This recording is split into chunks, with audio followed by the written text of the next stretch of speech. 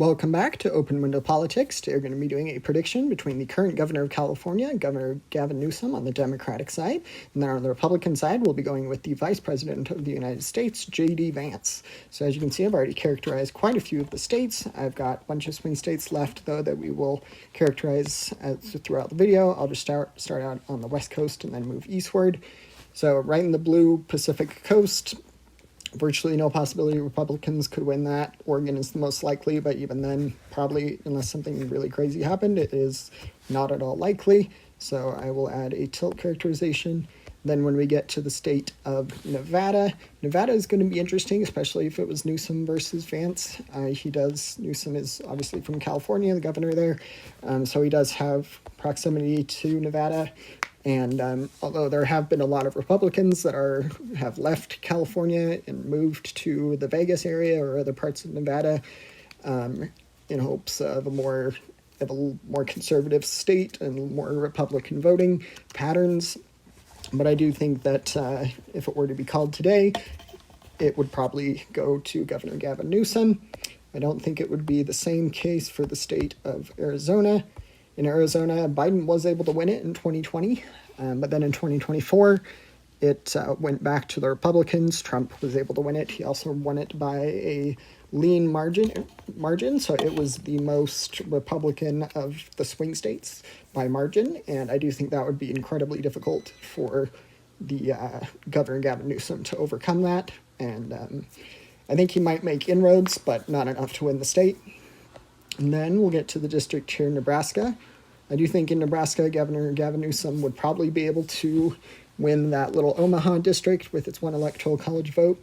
Harris was able to win it, and she had a pretty bad showing on the national stage. So if she was able to, I think that Newsom, in a climate that is a little more Democrat-friendly, at least at the moment, this is if the election were to be held today, but I do think that that would be... it'll be close, but I do think that could be a pickup, could be an additional electoral college vote for the Democrat. So with that, it brings us to 218 to 230 with the Republicans leading.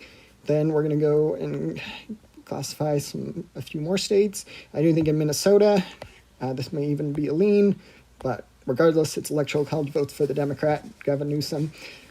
And then I think there is another pretty easy one to classify, and that would be the state of New Hampshire. Harris was able to win both of these.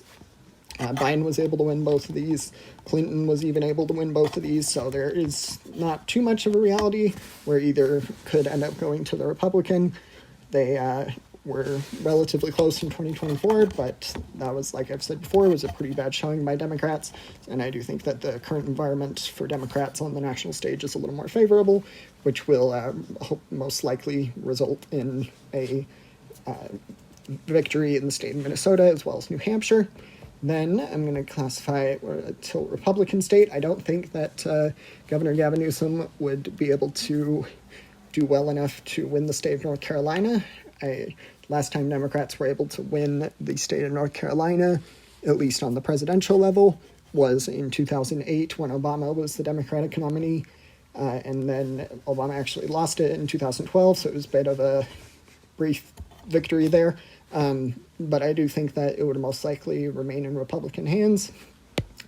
And then as far as the swing states go, these are the core battleground, really, the Rust Belt in Georgia, as well as Nevada and Arizona. But I'm going to give, I think Wisconsin and Michigan would probably end up in the Democratic column. We'll have to see. Well, it's not a certainty that either of these people are the party's nominees. There are more likely candidates, especially on the Republican side, being J.D. Vance. But I do think that is going to be how I would call those two states. And then as far as Pennsylvania goes, I think that this one, didn't mean to do that. I think that in Pennsylvania, it would most likely break. It is possible. Usually they vote together, but I do think that would be the state that is the most likely to vote Republican. If it was J.D. Vance, it's also got the proximity to Ohio. So does Michigan. Really, any of these three Rust Belt states are going to be really the bellwether and be able to give us a great indication of who's going to be president. Their electoral college votes are crucial for the Democrats and helpful for the Republicans. Republicans still have an avenue without them, but it just is a little more tricky. And then as far as the state of Georgia goes, this one is going to be the one that will call the presidency.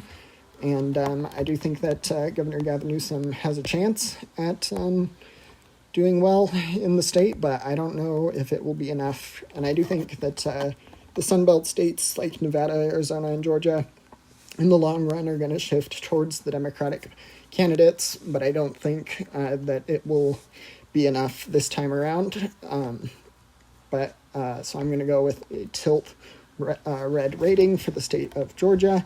And with that, that means gives us 281 electoral college votes for J.D. Vance to 257 for the governor of California, Governor Gavin Newsom.